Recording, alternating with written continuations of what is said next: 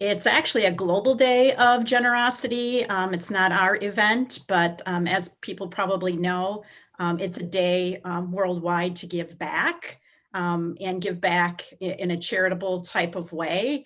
And so ISSA Charities is participating this year as being one of the charities we're hoping will be your charity of choice to help out during that day. The day this year is on Tuesday, December 1st.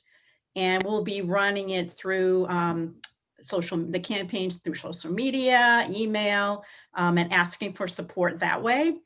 We do have a goal of $20,000, which will enable us to expand our programs and outreach, which Lucy and Felicia have been talking about. So we do have some great companies who have been generous and will match the gifts this year. So we're very excited about that as well. So anyone who donates, their donation will double with the matching from the companies that have decided to take part in this.